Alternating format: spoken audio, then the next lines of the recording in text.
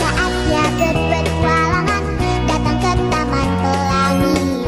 Bersama teman-teman semua, yuk kita saling membantu. Aku punya tas berlari dengan si Congko.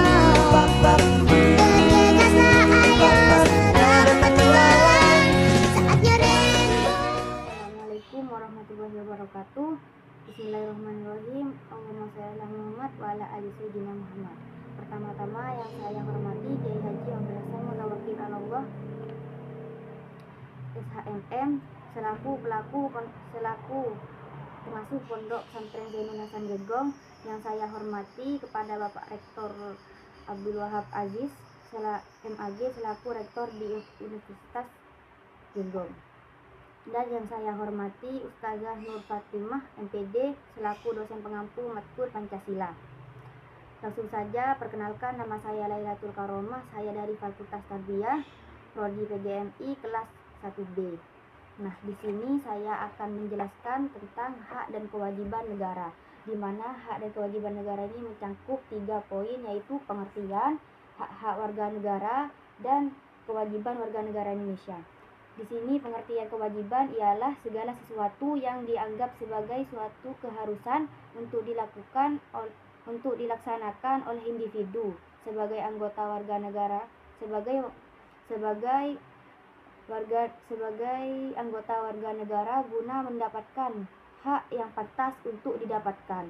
Dengan kata lain, memberikan atau melakukan apa yang harus kita lakukan demi kemajuan bangsa ke arah yang lebih hebat. Pengertian hak ialah kekuatan yang menerima atau melakukan sesuatu yang harus diterima atau dilakukan hanya oleh pihak-pihak tertentu dan dapat bukan oleh pihak lain yang pada prinsipnya dapat paksa diminta oleh itu. Dan yang ketiga, dan hak-hak warga negara Indonesia. Pertama, di sini terdapat di pasal 27 ayat 2 yang berbunyi, tiap-tiap warga negara berhak atas pekerjaan atau kehidupan bagi kemanusiaan. Dan yang kedua, pasal 28A berbunyi, setiap orang berhak hidup serta berhak mempertahankan hidup dan kehidupannya. Dan yang ketiga, pasal 28B ayat 1 yang berbunyi, setiap orang berhak membentuk keluarga dan melanjutkan keturunan melalui perkawinan yang sah. Dan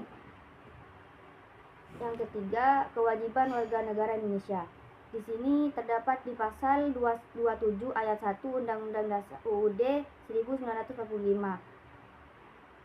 Yang kedua terdapat di pasal 28J ayat 1, dan yang tiga terdapat di pasal 27 ayat 3 UUD 1945. Dan kesimpulannya di sini, hak merupakan segala sesuatu yang pantas dan mutlak untuk didapatkan oleh individu sebagai anggota warga negara sejak masih berada di kandungan.